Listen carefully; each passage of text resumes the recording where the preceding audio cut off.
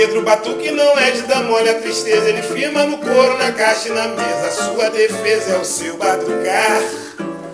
Seja de cima do palco ou do meio da praça, em qualquer lugar onde aglomera a massa, ele bota na raça o povo pra sambar. Seu batuque vem de Angola, vem da Guiné, tem um quê de quilombola, de candomblé, quem escuta deita e rola. Como eu mulher, sendo assim na vaiola, pois Pedro é um mestre a nos ensinar que a gente tem que respeitar, fazer por onde merecer axé. E só mestre Pedro nos dá, quando ele começa a cantar, parece que estamos em Dalmé. Pedro Bial, que não é de dar mole a tristeza, ele firma no couro, na caixa e na mesa. Sua defesa é o seu batucar. Porra, cara, brincadeira. Eu achei que eu ia fazer uma coisa caseira com você, alto nível de profissionalismo, Não, a gente negócio extraordinário. juiz é um entrevistado, né? Mas olha só, vamos começar nosso papo. Vamos lá. Pedro Penseiro, pedreiro das belas palavras. Pedro Pedreiro, penseiro da brasilidade. Pedro Bial é multi. Está no cinema, está na TV, está há 5 meses em casa. Pedro é cantor de primeira. É melhor jornalista do que cantor. Mas junto com sua Maria, a prata da casa, já tem a sua própria família Von Trapp. Com 5 filhos e 2 enteados, já dá até para excursionar pelo interior do país. A sorte é que Pedro canta melhor do que Jô Soares toca bongô. Tenho a impressão que Pedro gosta tanto das músicas quanto dos livros. A escultura de louça de Raul Seixas, que lhe faz companhia e abençoa a sua biblioteca, lembra que Pedro, onde você vai, eu também vou, mas tudo acaba onde começou.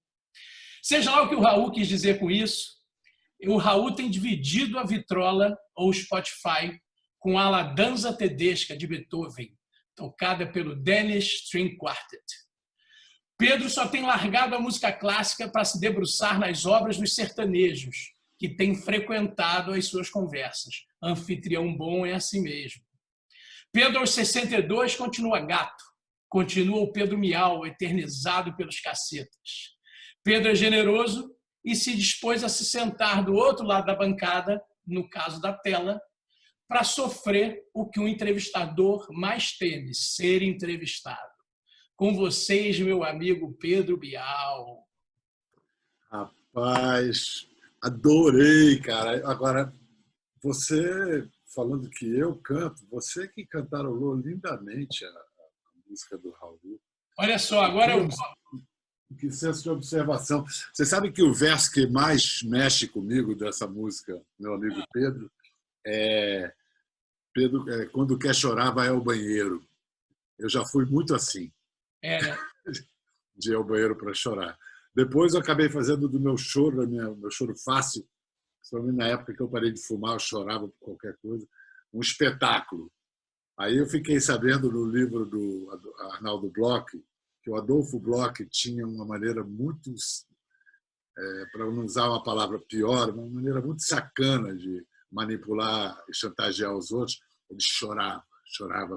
Ia lá com o JK, algum problema lá com as empresas, ele chorava. Eu falei, não, eu vou parar de chorar assim em público, isso é muito canalha. Vamos lá. Vamos começar. Enfim. Você usa com frequência o termo sweet revenge, ou doce vingança, ao se referir à reabilitação do jornalismo durante essa pandemia. Após 40 anos como jornalista, você se sente vingado? Eu, pessoalmente,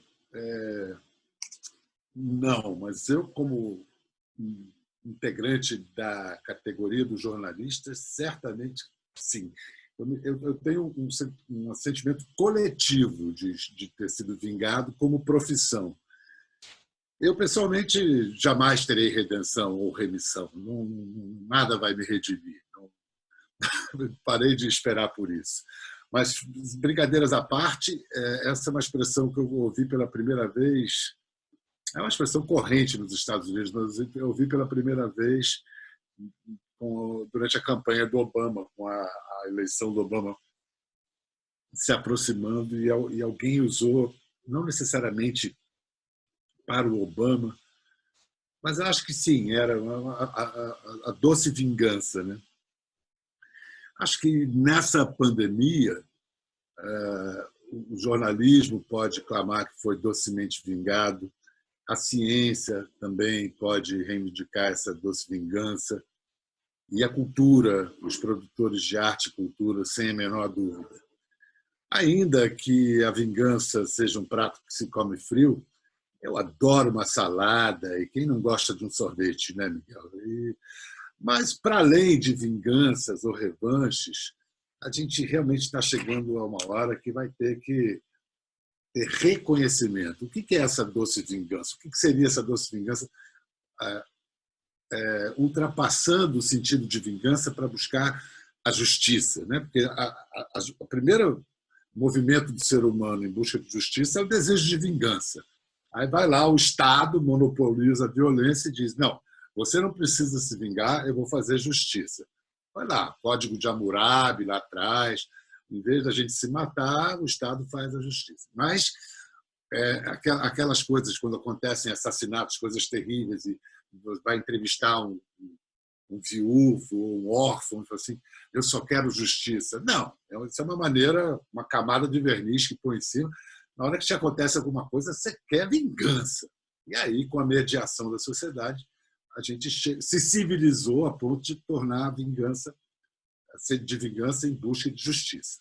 Então, isso deveria se aplicar ao jornalismo, à ciência, à cultura e àqueles que se pretendem adversários ou inimigos ou combatentes que prometem a extinção dessas forças. Ninguém vai extinguir ninguém. A gente vai ter que se entender, vai ter que se aguentar, vai ter que viver juntos e vai ter que reconhecer no outro o que há de bom, os valores que são bons. Quer dizer, aqueles que imprecam ou imprecavam contra o jornalismo podem parar e reconhecer: não, esse tipo de jornalismo eu acho legal. Ou aqueles que tinham descrença da ciência: rapaz, a ciência não é uma questão de acreditar ou não, é outra lógica. Puxa, a cultura e a arte, eu achando que os caras estavam mamando nas tetas, não era bem isso. Verdade, houve até certos abusos na exploração das leis que se beneficiavam da renúncia fiscal. Mas quem é que vive sem música, sem arte, sem espetáculo? O que é vida sem isso? Todos nós, acho que, né, temos que ceder e conceder um pouco para sair desse lugar onde a gente se encontra, que não está legal para ninguém, não está legal para ninguém e principalmente não está legal para todo mundo, porque estamos falando de um projeto coletivo. Não digo nem o projeto grande da espécie humana, é um projeto do Brasil, um projeto desse país aqui. E se a gente não concordar, não tiver axiomas básicos para compartilhar, não anda. E aí quem não anda na história anda para trás, né? Nesse sentido, que seria bom que essa doce vingança se tornasse uma justiça, ainda que um pouco azeda. Entendi. Você se lembra, nesses 40 anos de profissão, de outros momentos difíceis da história, onde a imprensa tenha tido esse combate e tenha saído notabilizada, fortalecida? Mas são ciclos. Eu tenho estudado sobre isso, né? Então, você vê lá na Inglaterra elisabetana, lá na época do Shakespeare, o grande rival do Shakespeare, o Ben Jonson escreve O Mercado de Notícias. É uma peça que ridiculariza, satiriza e acusa os jornais de serem uma fábrica de mentira. E os jornais eram uma ideia novíssima, um evento muito novo que veio junto com a descoberta das prensas móveis, a criação das prensas móveis, da imprensa de Gutenberg. Ainda não era o que seria.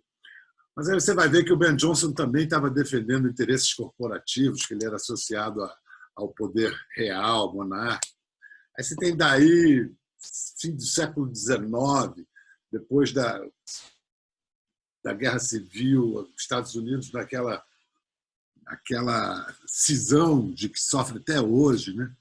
Aí você tem o célebre Declaração de Princípios na última década do século XIX, do cara do New York Times, né, do editor do New York Times, dizendo quais seriam os princípios que eles seriam seguidos para garantir neutralidade, isenção, honestidade, transmissão da notícia. Isso são sempre, quer dizer, essas declarações são sempre reações a ataques à imprensa.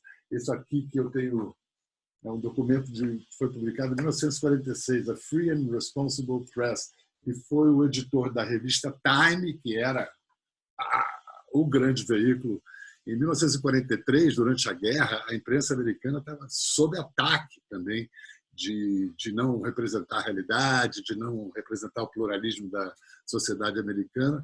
No pós-guerra, ela ganha talvez um movimento parecido com esse, um reconhecimento.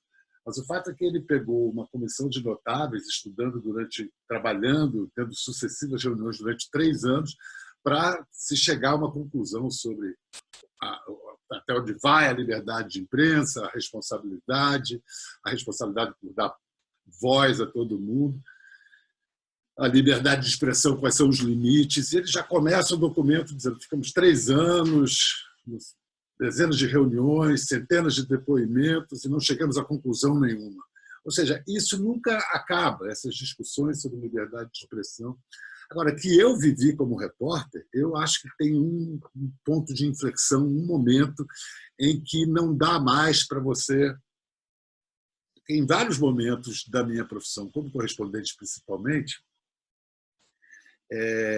numa situação de perigo, você falava press em árabe, sarrafia, imprensa, e aquilo te dava uma neutralidade. Eu vi o primeiro momento em que imprensa você não estava mais de neutro. A imprensa, aí é que eles atiravam mesmo. E foi com o advento da CNN, a partir...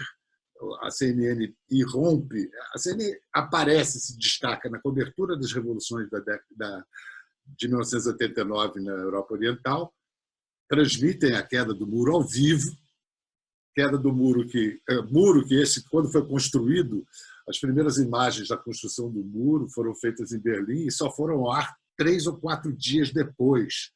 Ou seja, a Casa Branca teve 3 dias para pensar numa reação. Quando caiu, corta direto lá para o Bush para reagir.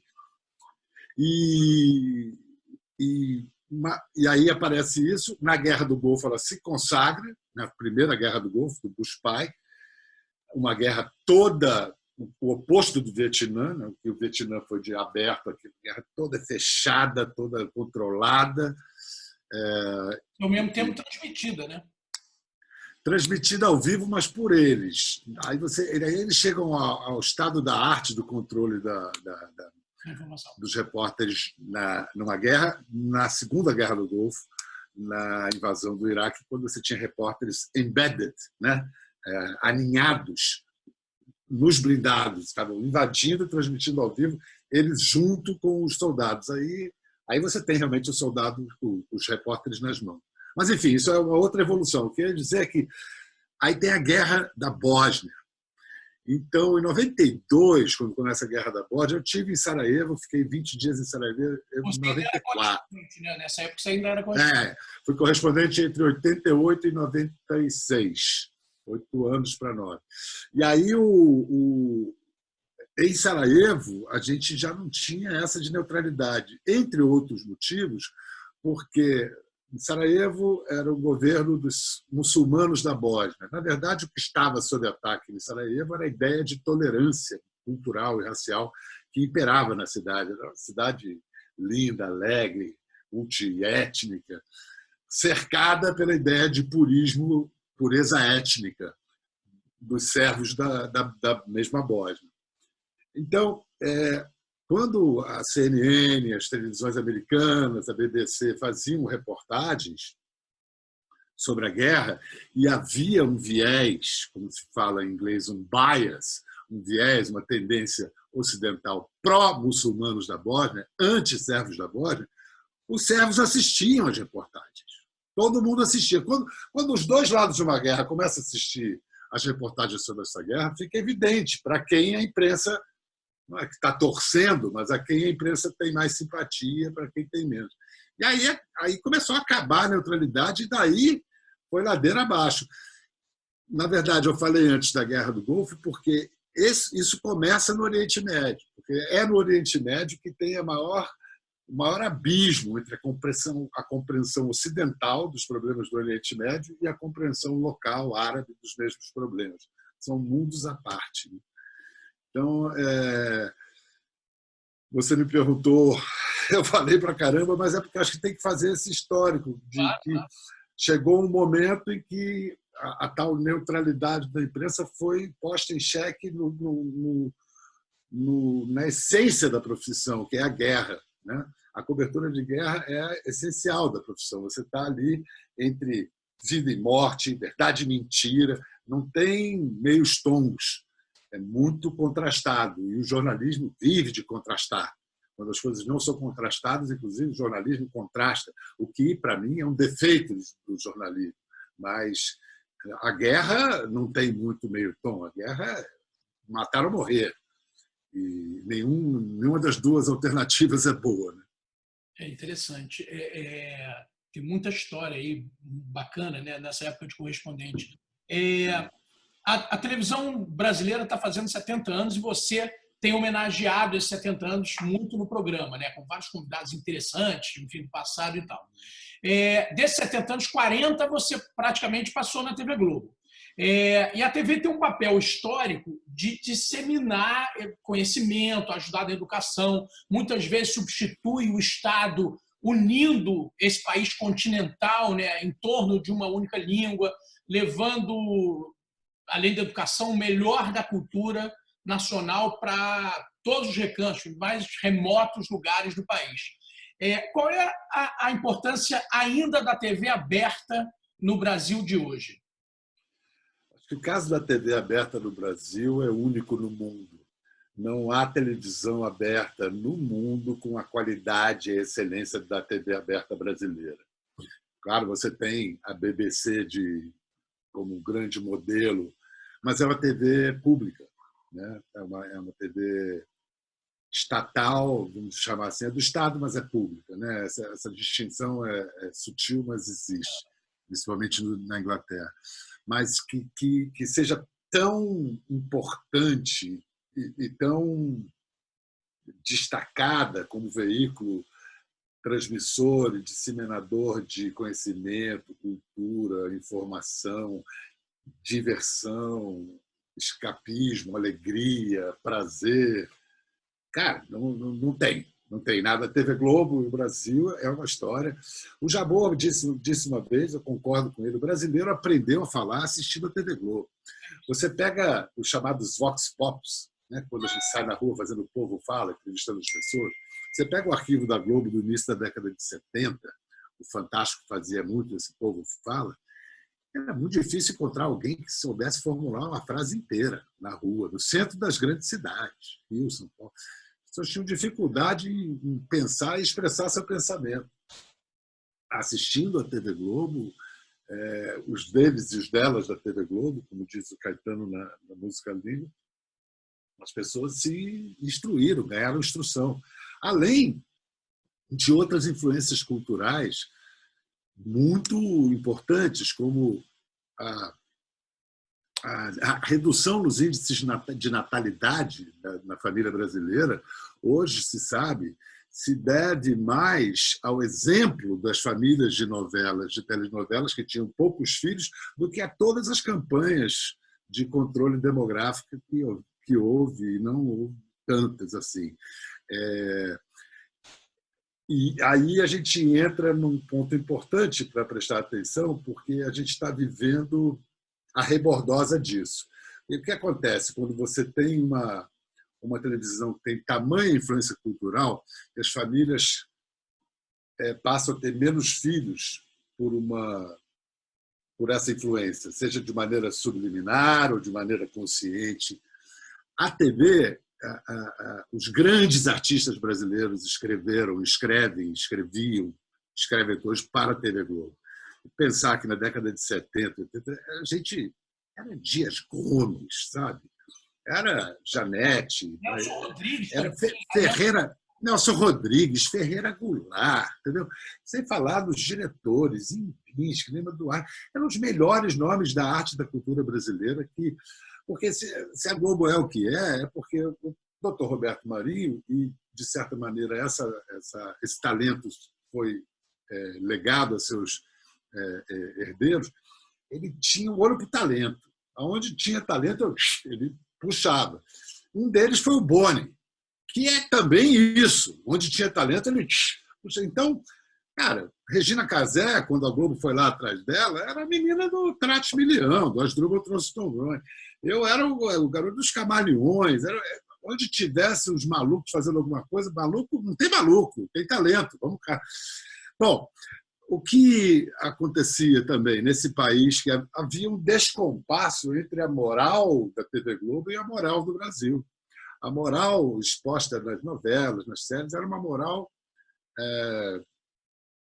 mais adiante, não quero dizer melhor ou pior, mas mais adiante, mais em compasso com o mundo, com a moral em transformação do mundo, do que a moral do Brasil profundo. E essa moral do Brasil profundo acabou, por motivos econômicos, sociais, acabou presa da mensagem evangélica, que tem coisas maravilhosas de organizar a vida das pessoas, de comprometer as pessoas com a disciplina, com a prosperidade, tem 300 a favor, mas tem um discurso de repressão, de moralista, de repressão aos costumes, que se alimenta também de ter um inimigo, né? De ter alguém para lutar contra. Alguém tem que ser o diabo, né? Essa é uma coisa bem primária de todos nós, né? Eu só sou fluminense porque eu não sou Flamengo, nem Botafogo, nem Vasco. Quando o ser humano, para encontrar a sua identidade, ele sempre tem que dizer: eu não sou aquilo, então eu sei o que eu sou. Então, eu acho que hoje a gente vive muito essa rebordosa de aprontar Globo lixo, essa imoralidade. Não tem imoralidade nenhuma, há um descompasso moral.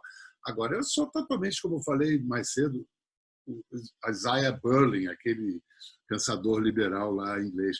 Ninguém vai convencer ninguém, cada um vai viver de acordo com os valores que acredita. Agora, deixe cada um viver com os seus valores. Quer viver dentro dos valores cristãos, de certos preceitos, faça isso, mas não tente convencer quem não quer, não tente impedir outros de viver como bem entende.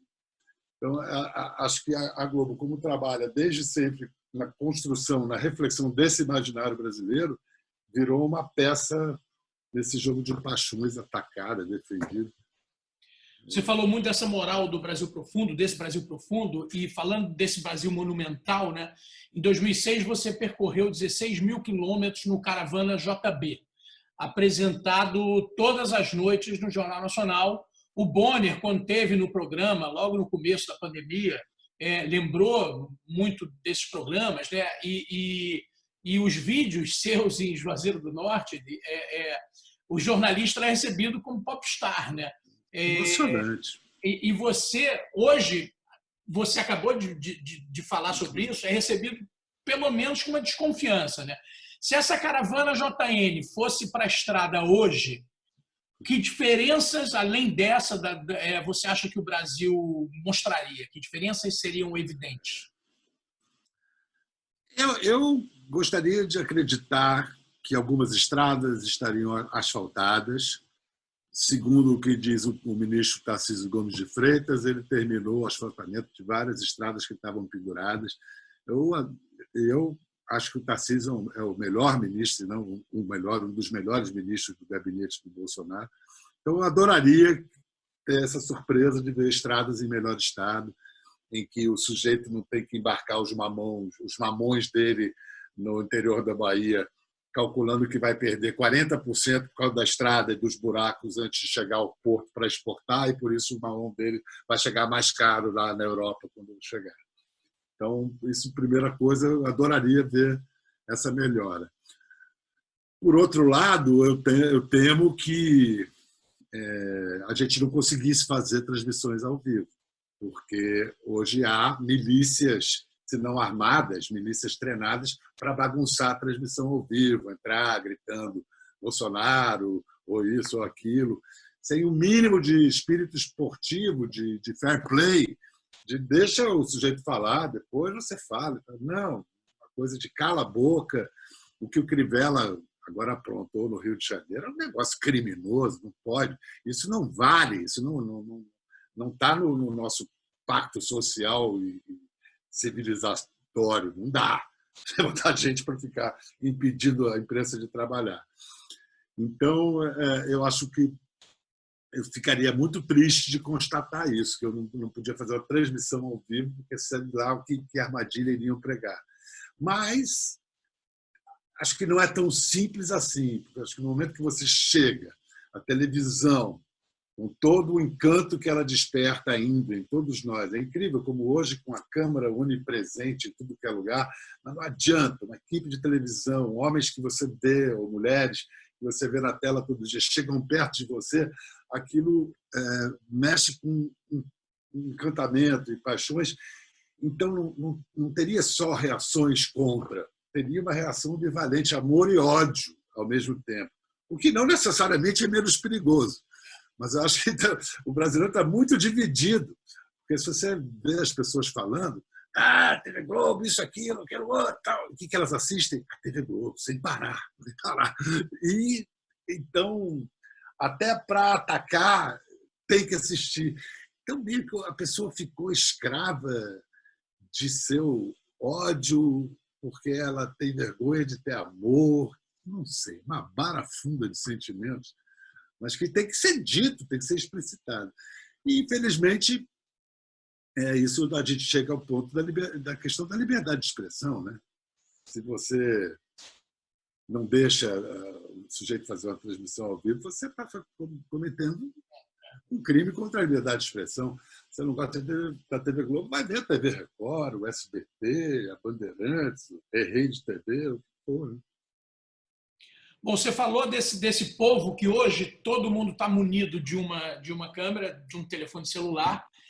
Hoje, em plena era digital, no Brasil tem 210 milhões de jornalistas e mais uma lista, né, para a lista das doces vinganças, é o papel do editor, do curador. Né?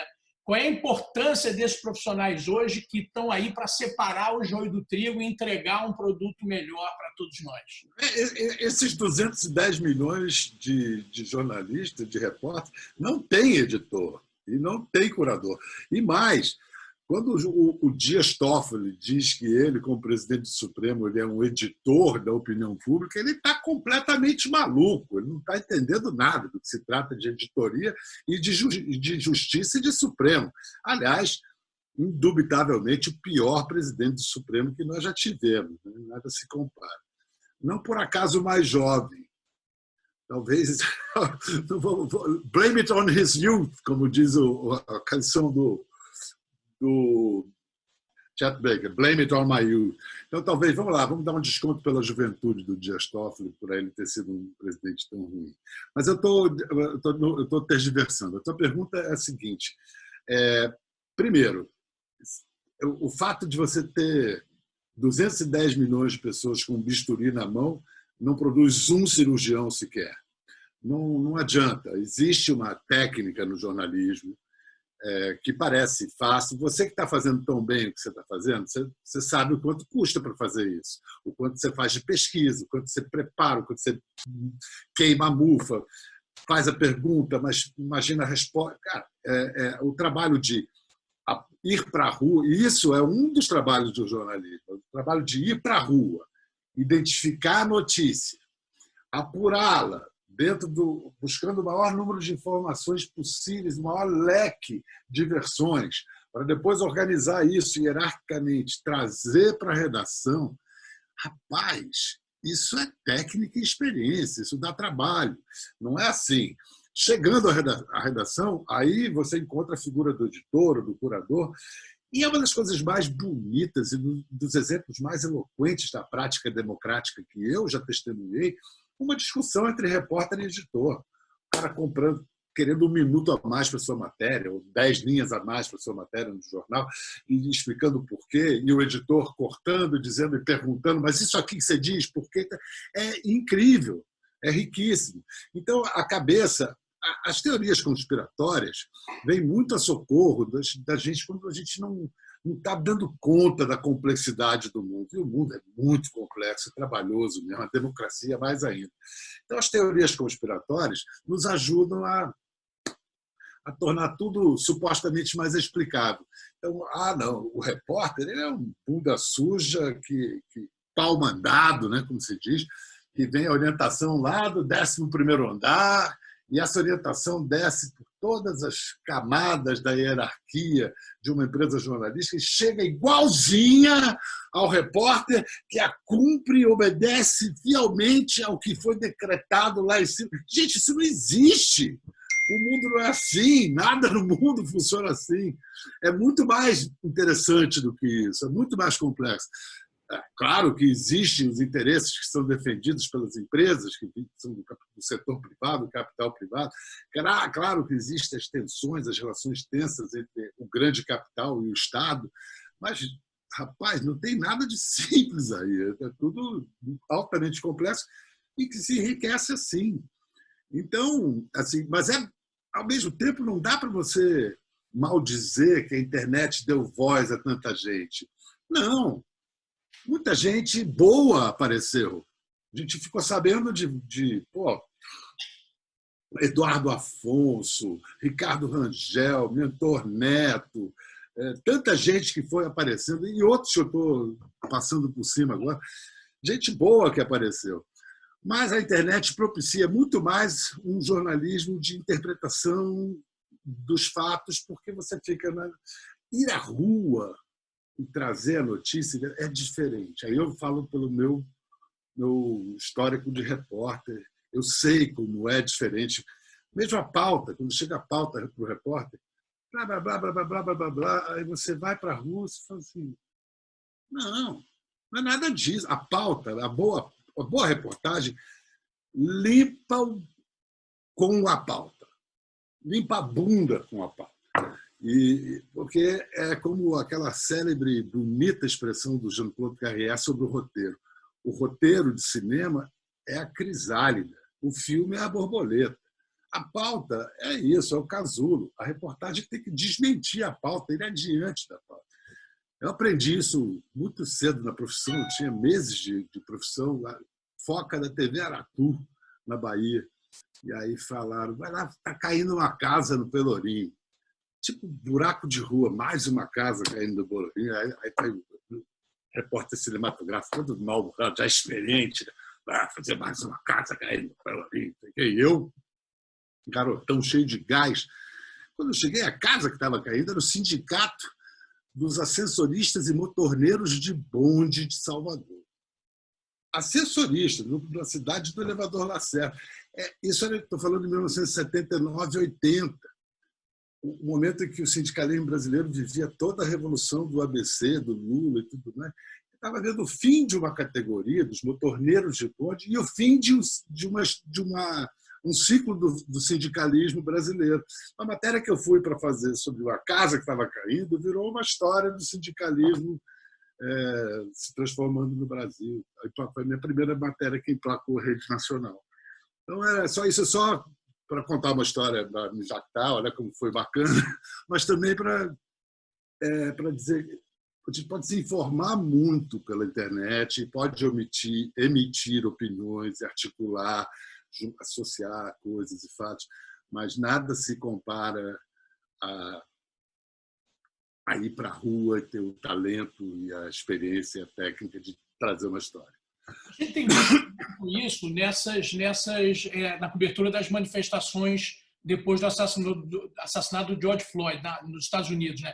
Você tem ali uma nova molecada, uma nova turma de correspondentes que você vê claramente, né? Aparece, enfim, muito você e o Shoa na época, né? Essa galera que prefere muito mais a paixão da rua, do momento da rua, do que a nota fria das agências internacionais, né? Porque o correspondente só faz sentido se for para isso, porque a notícia mastigada, digerida pelas agências internacionais, ela vai chegar. Mas você, quando é correspondente, depois você fica sabendo que a tal agência internacional é o John, ou a Mary, ou o Joe, que você conhece à noite no bar do hotel bebendo uma. Também não é assim. Mas o correspondente, primeiro, vai lá para fazer esse relato humanizado, né? E do ponto de vista brasileiro. Um cameraman brasileiro, diante de uma manifestação de negros, sei lá, em Minneapolis, onde for, ele vai ver coisas e a atenção dele vai ser chamada para coisas que não são as mesmas coisas que um cinegrafista americano teria a sua atenção chamada.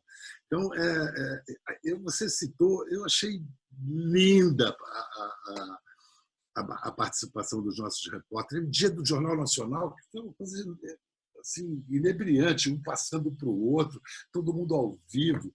Uma menina que, infelizmente, não vou me lembrar o nome, uma mulher, uma moça, em Washington, fazendo um trabalho assim, espetacular. Bom, agora eu esqueci o nome dela.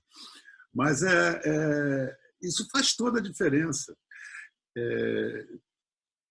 E sempre em momentos muito difíceis assim que eu já passei em campo, tem uma hora que você tem que parar, fechar o olho. Cara, eu estou aqui para contar o que eu estou vendo, o que eu estou ouvindo. E dane-se se isso está batendo com o que a agência está dizendo, com o que o noticiário está dizendo. E aconteceu comigo no dia 18 de agosto de 91. Tem um golpe na União Soviética. Eu tinha chegado na véspera e eu não podia ir às conferências de imprensa oficiais da junta linha dura stalinista que tinha tomado o poder, e eu fiquei na rua. E na rua eu fiquei vendo que havia resistência. E isso não estava no noticiário internacional, ninguém falava de resistência. Então, quando a minha matéria chegou na redação do Jornal Nacional à noite, naquela segunda-feira, o que Bel está falando? O povo de Moscou vai às ruas, barra o caminho. Não tem nada, as agências não estão dando isso. No dia seguinte, estava todo mundo dando isso. Então, isso é lindo da profissão. Um cara pode... até por limitações, nesse caso, como eu não podia estar nos eventos oficiais, eu fiquei na rua e vi um Yeltsin em cima de um blindado decretando resistência. Essa era uma época, inclusive, quando você foi correspondente, de 88 a 96, que não tinha internet, né? Tinha um certo romantismo nessa cobertura jornalística, era uma coisa meio James Bond. Você falou CNN, então tinha Peter Arnett, grandes jornalistas, heróis de guerra, né? E aí eu te pergunto... urso. O Arnett era um urso todo assim. Ele, quando eu cheguei em Bagdá, no último dia da Guerra do Golfo, eu falaram, você tem que entrevistar o Arnett, né? Me pediram no Rio. E aí, jornalista já tem um negócio assim meio besta de ficar repórter, entrevistar repórter, né? Mas imagina, a Arnett eu queria. Mas para chegar a ele, eu pedi para a Cristiane Amanpour. E se até hoje é uma mulher linda, você imagina ela em 91, é uma gata, eu chegando. Aí ela falou assim, ele é um urso, mas é gente boa. Eu falei, e romantismo, sim, mas eu acho que a principal diferença é que hoje, como os repórteres têm que atender durante o dia inteiro, entrando ao vivo na Globo News e atendendo a todos os telejornais, às vezes é mais difícil para eles contar uma historinha, fazer um VT caprichado, com uma historinha assim, fica um pouco radiofônico. Mas uma coisa compensa a outra, é muito mais rápido e muito mais... Havia até a partir de 90, 91, a gente já tinha ligação, não era a internet, mas já tinha ligação com o sistema de dados da Globo. E depois tinha uma internet bem incipiente. Eu me lembro que eu viajava com uma espécie de aparelho telefônico com 2 ventosas. Assim. Qualquer telefone de hotel que tivesse, eu botava as ventosas para entrar e transmitir os dados. Mas internet, como a gente conhece hoje, de fato não havia. E como seria esse correspondente internacional em épocas de Twitter e seus 280 caracteres? Olha, eu acho que foi uma benção não ter tido para mim, porque eu teria me metido em um monte de encrenca, cara. Eu acho que eu teria, ainda mais juntando o Twitter, que já é um abismo, um perigo para qualquer um, com a minha juventude e minha marra, se é que você pode chamar assim, não sei se marra, mas minha garra, ia dar ruim, como dizem os cariocas, não ia dar certo. Porque essa parte das redes sociais eu passo, a parte judicialista, digamos assim, que ninguém fica no ar-condicionado julgando. O cara vai lá, dá a cara a tapa, procura. Quem está fazendo as coisas está sempre sujeito ao julgamento mais cruel, frio e implacável de um lugar de virtude impossível, ali cagando regra. Não dá. Essa parte das redes sociais eu dispenso. Construir é muito difícil. Destruir é fácil. Tem aquela história do amigo meu. Você distribui 3 picaretas para os vagabundos, os caras destroem a Notre Dame em um dia. Vai construir a Notre Dame. Não é assim. Bom, uma das imagens mais icônicas do jornalismo internacional brasileiro é você anunciando a queda do Muro de Berlim nessa fatídica noite lá de novembro de 89. E passou a ser uma das lendas, das maiores lendas desse mesmo jornalismo, porque, ao contrário do que todo mundo acha, você não estava lá.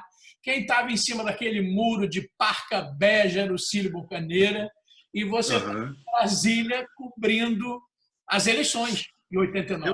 Eu vinha fazendo uma cobertura tão boa dos eventos no leste europeu, tinha começado na Polônia, depois, enfim, todos os países da chamada Cortina de Ferro foram, o comunismo foi caindo em todos eles. Na Alemanha eu vinha fazendo um ótimo trabalho, aí me chamaram para participar da cobertura do primeiro turno das primeiras eleições livres desde o golpe militar, e eu estava em Brasília naquela noite, quando o Cílio... Mas quer saber? Eu acho que, vamos usar aquela expressão, doce justiça. O Cílio merecia. O Cílio é um repórter, agora ele se aposentou, excepcional, um ser humano incrível, um chefe maravilhoso, porque naquele ano, por exemplo, outros chefes, repórteres, poderiam ter ficado com todo o filé mignon, como a gente disse, com as pautas boas.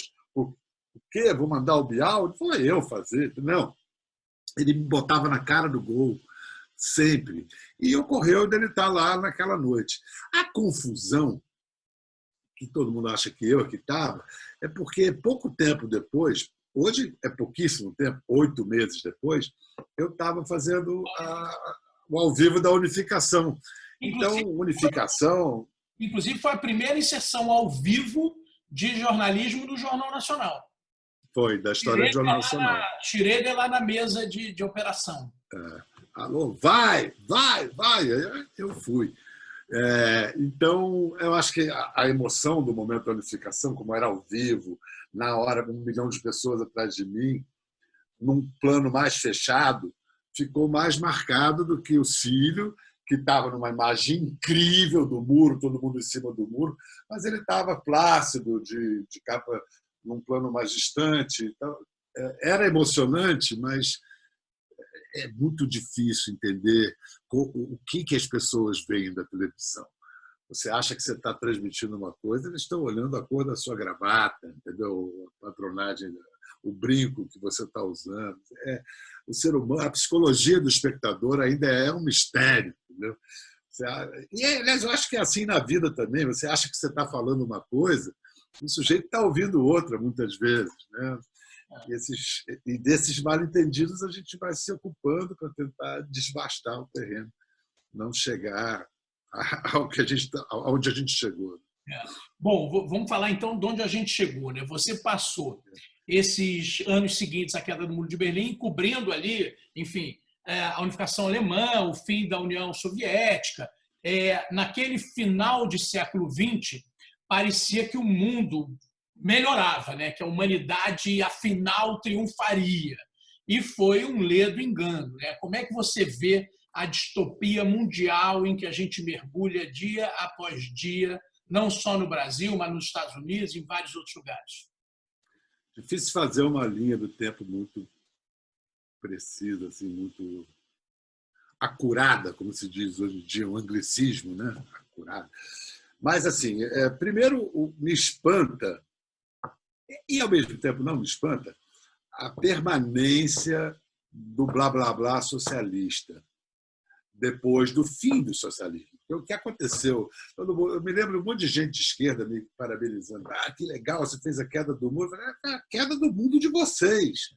Eu tenho muitos amigos que têm ainda ideias socialistas. Nós temos.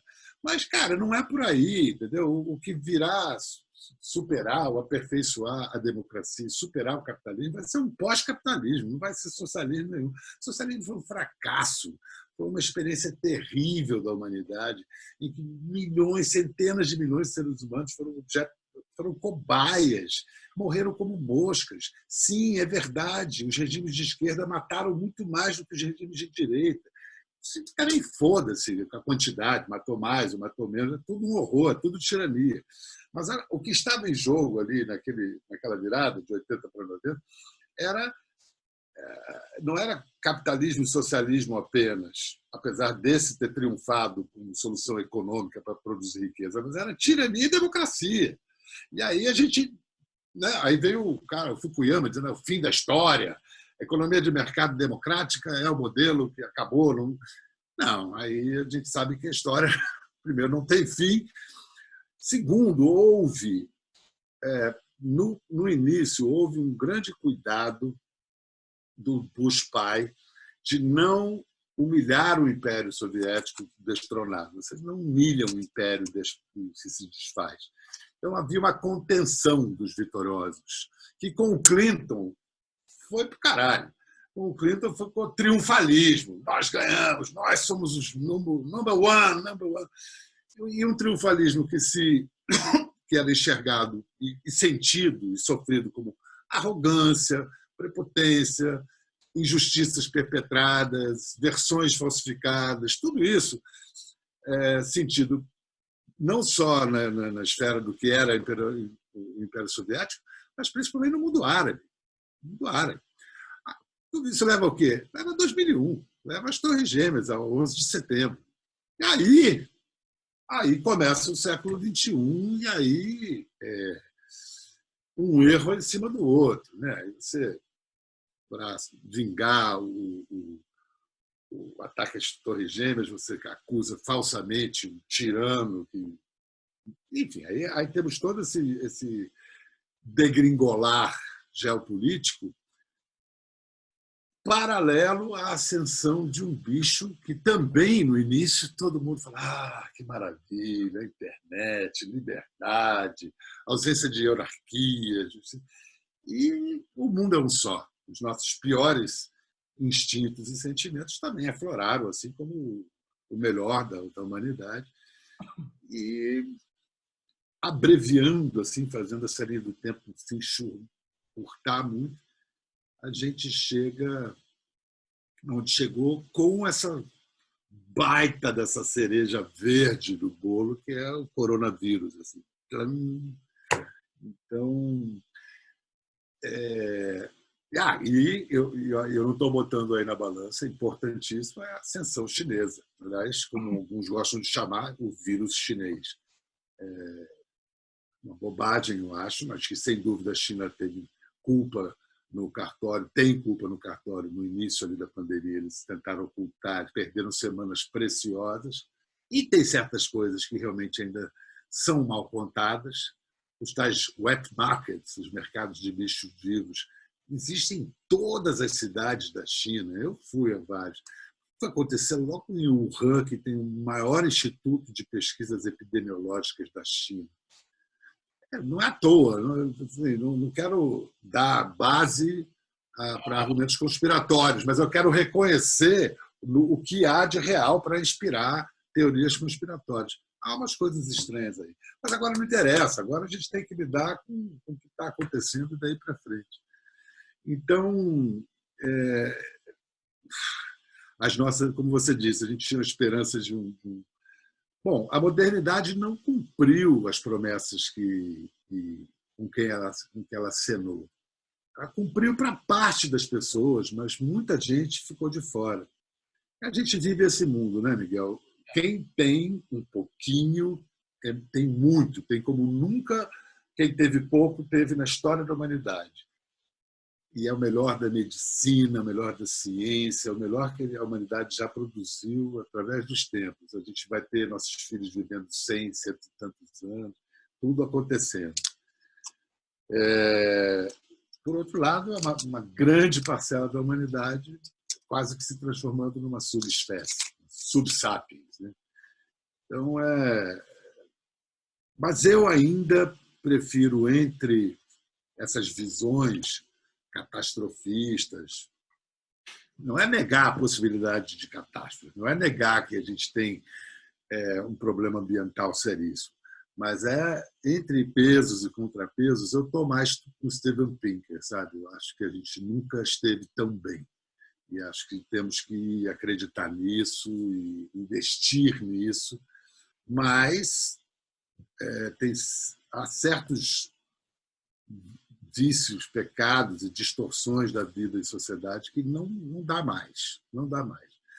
Agora que a gente aprende com livros super populares como aquele da Vida Secreta das Árvores, daquele alemão guarda florestal, que até as árvores se organizam porque é do interesse de um indivíduo ajudar o indivíduo mais fraco, porque interessa a ele.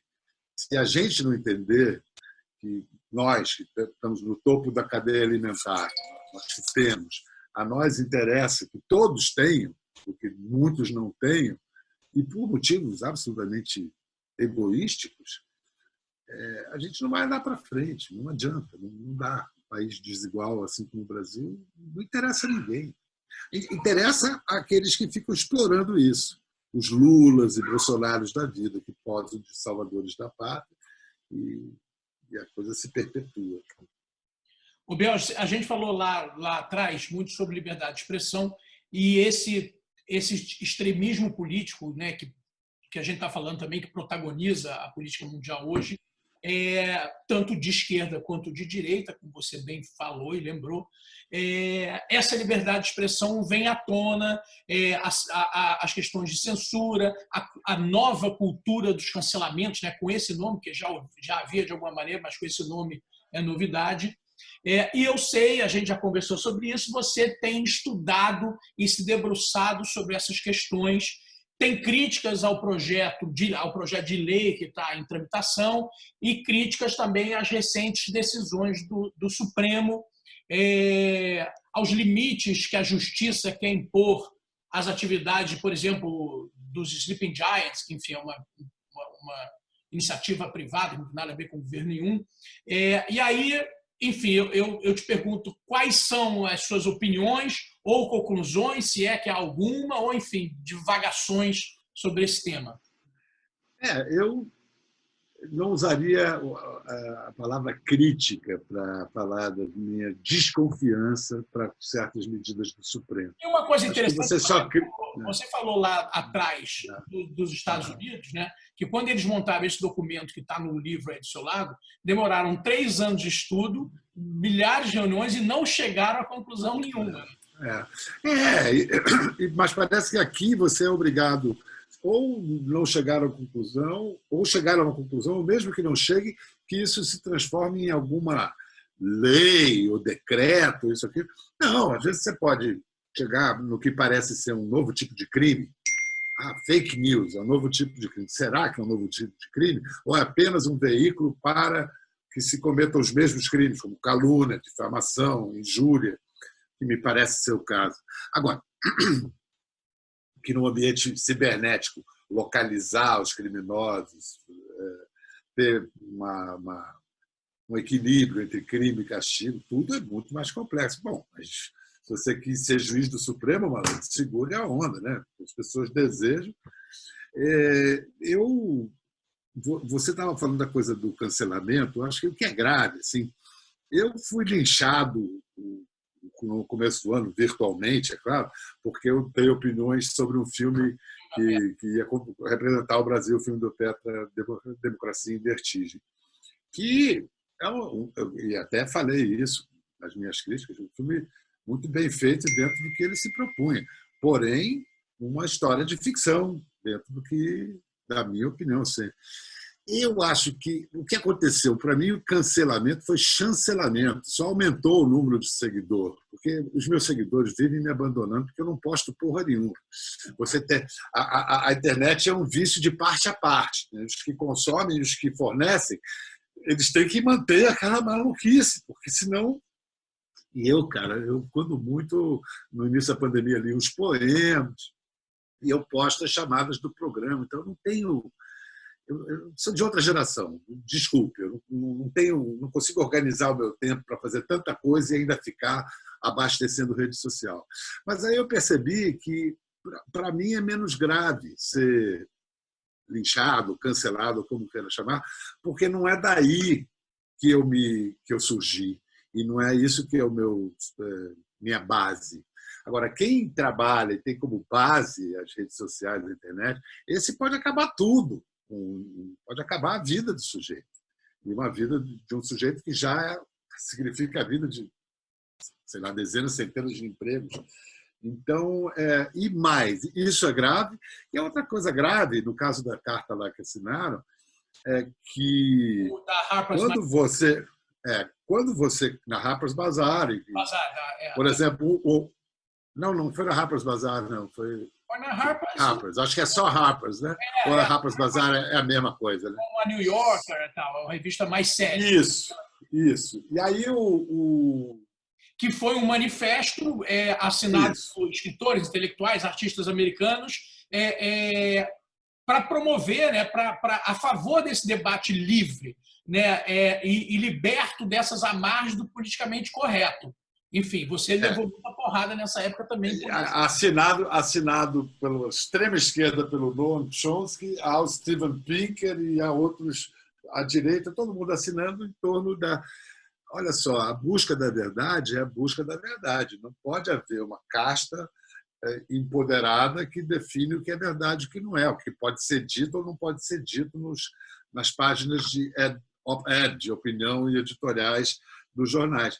Tanto que a mulher do New York Times pediu demissão, porque quando você fica refém dessa aprovação do Twitter ou de quem se manifesta melhor pelas redes sociais, você começa a entrar num território muito perigoso. O Brasil ainda não está lá, mas essa carta nos Estados Unidos tem a ver, é dramaticamente importante, porque a academia está tomada por isso, as universidades estão tomadas por isso. Já há universidades em que não, é isso, faculdades e universidades. O nosso pensamento é esse e é só isso, e não discorde, não dá espaço para discordância e mais, satiriza, ridiculariza, desautoriza qualquer voz minimamente dissonante. Isso é muito grave, não dá. E o que é mais grave, se tratando de faculdades, assim, os jovens estudantes estão deixando de ler obras e autores fundamentais porque supostamente são politicamente incorretos ou porque escreveram uma grande obra, mas tiveram uma vida nojenta, o que é muito comum. Você tem grandes artistas que tiveram uma vida desprezível e têm uma obra divina. Não quer saber da obra. Quer dizer, você não pode banir ideias. Quando você tem medo de ideias, medo de palavras, aí, meu velho, aí, assim, uma coisa é você ser bem educado, ter boas maneiras, saber que não é legal falar certas coisas, que se pôr nos sapatos do outro, saber que você chamar um cara de crioulo nessas circunstâncias vai ser extremamente ofensivo. Posso até chamar ele de meu crioulo numa outra circunstância e ser muito gostoso, carinhoso. Mas entender que as palavras têm um peso e saber usar o peso dessas palavras. Isso tudo está ótimo. Agora, tornar isso uma cartilha, ferro e fogo, isso não pode mais falar, essa palavra não pode mais usar. Não. Aí, E o que eu estou vendo com grande surpresa é que estão usando o mesmo mecanismo que construiu a Igreja Católica, por exemplo. A grande ideia de São Paulo. Arrependei-vos, você é culpado, você tem culpa. E aí a culpa, quando você bota alguém com sentimento de culpa, você não precisa de metralhadora, de arma, a pessoa se ajoelha diante de você espontaneamente. O culpado pega o chicote e bate nele mesmo, não precisa ninguém bater. Então, eu não acho um caminho inteligente, que sirva a causa, producente, esse negócio de dizer todo homem branco é racista, todo homem é machista. Não dá, porque se todo homem é machista, nenhum homem. Se todo branco é racista, ninguém é. Esse negócio do sou um racista de desconstrução, estou fora. Conheço, eu fui criado em colégio jesuíta, eu tive uma educação católica muito rigorosa e muito interessante, muito inteligente ao mesmo tempo, até para eu me libertar dela. E eu não acho que pela culpa a gente move ninguém, a gente cria ressentimento. E a gente tem visto isso, a ditadura do politicamente correto, ou a tentativa de implantação de uma ditadura do politicamente correto, foi um dos combustíveis que criou essa nova direita vociferante, hidrófoba no mundo todo, no Brasil, reagindo de uma maneira... Não é por aí, mas não sei qual é, não sei... Adivinho alguns caminhos, assim, não estou dizendo que seja fácil, não, mas mexer com a culpa... Agora, Pedro, nessa descoberta de caminhos, você tem um papel importante, o seu programa Conversa Bial tem um papel importante. Você sabe disso, que eu tenho a impressão e opinião que o programa, de alguma maneira, revoluciona a televisão, não pelo formato, porque, enfim, é um formato já muito explorado nos Estados Unidos, no Brasil e tal, mas pela sutileza e inteligência nessa curadoria dos entrevistados, né? Traz ao debate questões polêmicas, personagens marginais, dá destaque a minorias e faz, principalmente, amplifica, né? Faz ecoar vozes inauditas que muito tem para contribuir com esse mosaico, né? Essa diversidade brasileira. Você comanda um time de excelentes profissionais, muitos amigos meus, minha querida amiga Moniquinha Almeida, Camila Appel, que fez uma entrevista comigo aqui, o Felipe Auí, quer dizer, muita gente boa faz parte do seu programa.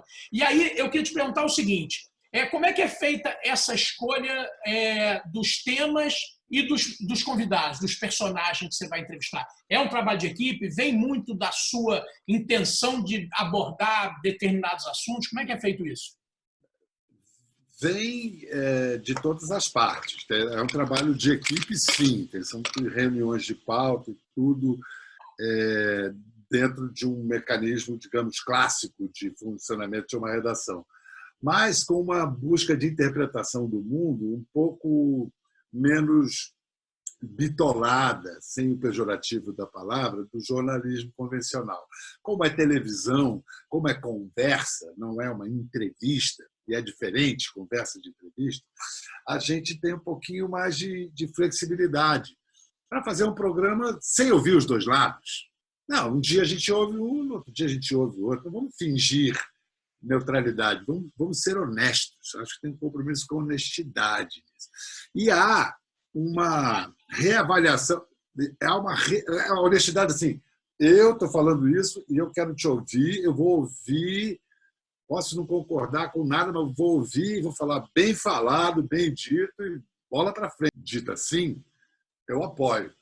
Mas eu não vou levantar a bandeira do LGBTQXYZ, apesar de me interessar tremendamente pelas pessoas que compõem esse movimento. Mas eu não vou corroborar, não preciso corroborar. Ao contrário, eu tenho que trazer questões que problematizem, que façam esses movimentos refletir sobre si mesmo. É um difícil equilíbrio, você ter um lugar na guerra cultural. E, às vezes, você faz todo esse esforço e não adianta, porque, para quem é parcial, Miguelito, não tem como. O imparcial é parcial. Então, não tem jeito. Mas a gente, com a nossa consciência, com a nossa vontade de produzir conhecimento, porque é isso, acho que a gente tem a ambição de produzir conhecimento e beleza, fazendo nosso programa. Então, nosso compromisso com a arte brasileira, com o samba, com os grandes nomes da cultura, tudo isso sempre nos norteou. Vamos seguir assim, Muito bom, muito bom. Podia agora. Eu quero dizer que eu fico muito orgulhoso ao ouvir esses elogios vindos de você. Você é um grande artista, além de sua profissão também tem essa coisa de aliar arte e técnica, né? Como fazer televisão, jornalismo. Então, eu fico muito feliz. E dizer que eu estou morrendo de inveja. Bota o teu tintim na mão. Tintim Você tem um tantão e eu tenho um tintim, né? Olha que sacanagem. Como o seu é muito maior que o meu, Miguel. Eu vi você. Não, no programa do Adnet você mostrou, vocês fizeram uma batalha de tantã, você, Adnet e o Caruso. Onde eu confessei que eu me expliquei. Eu sou uma mistura do Tintim e do Haddock, do Capitão Haddock. É verdade. Mas o que eu gosto mais é o lado viajante, mais até do que o repórter. Olha Aventura. Só, você falou duas coisas interessantes, do meu lado de arquiteto e você em algum momento aqui da nossa conversa falou do desvio de olhar da pessoa que você está, enfim, transmitindo, e essa pessoa está percebendo outra coisa. Eu tenho eu fico muito louco observando o fundo dos meus interlocutores de entrevistas, de programas, etc. e tal. E eu conheço a sua biblioteca de cor, né?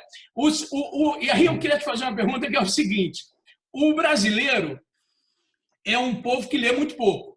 E você, ao contrário do governo Bolsonaro, do Paulo Guedes, enfim, que fazem questão de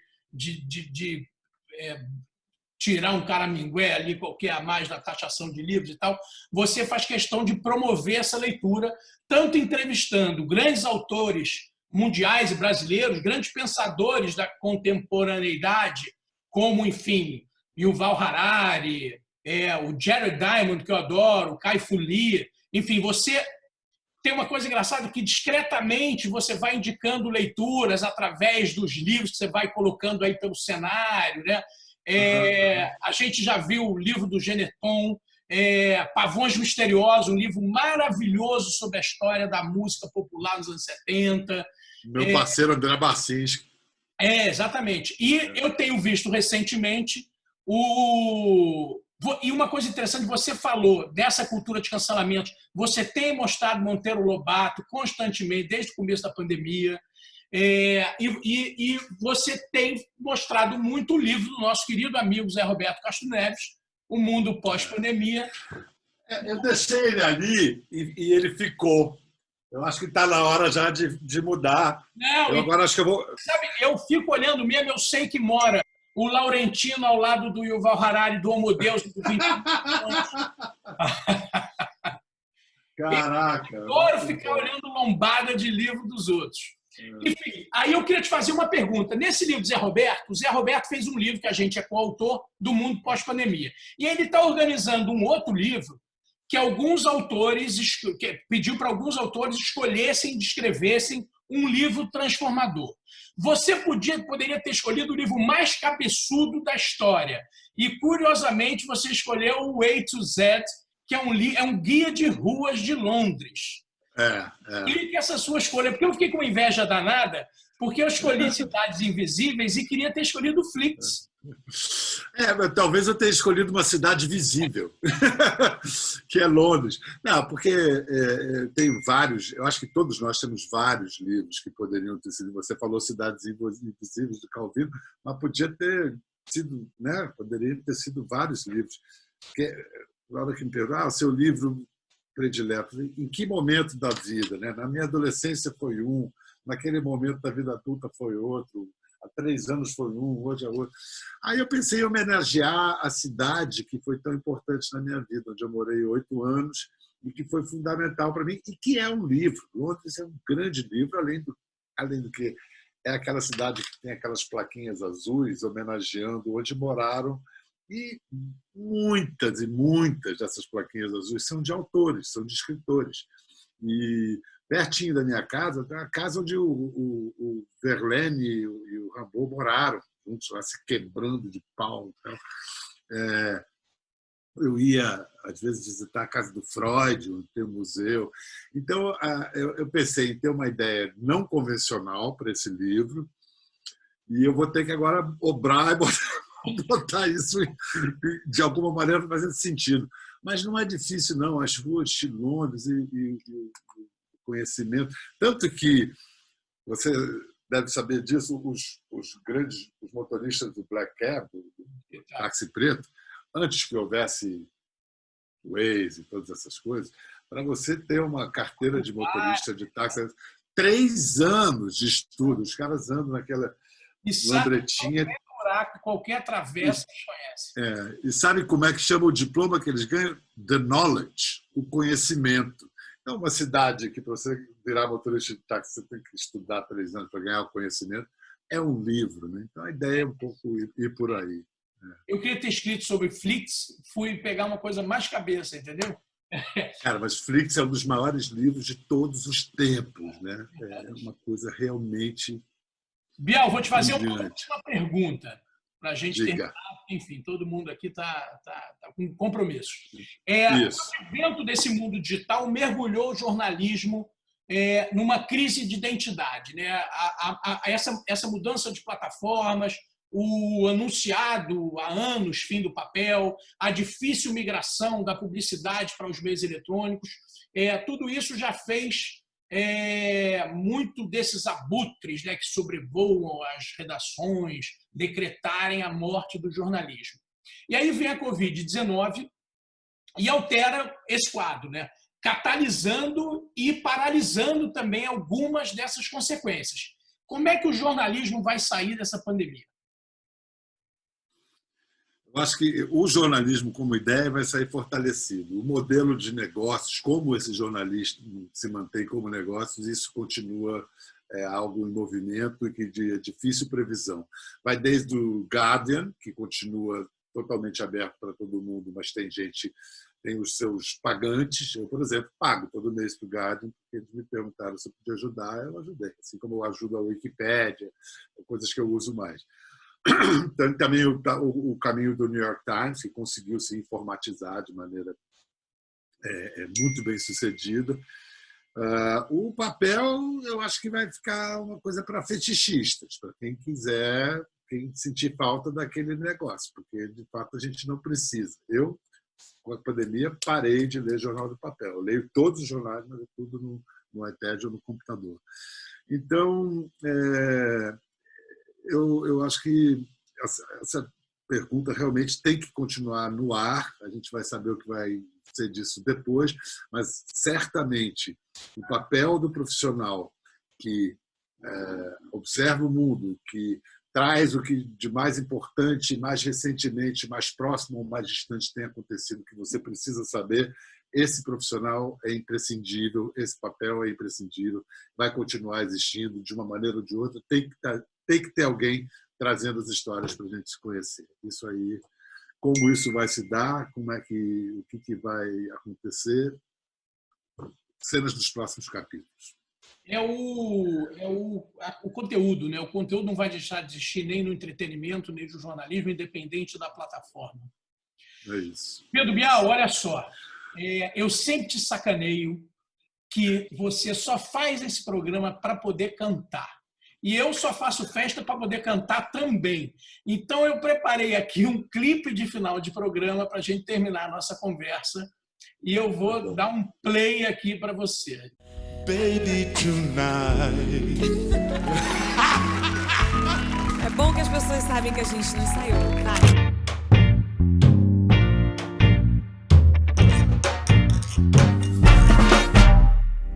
Pra sentar e conversar,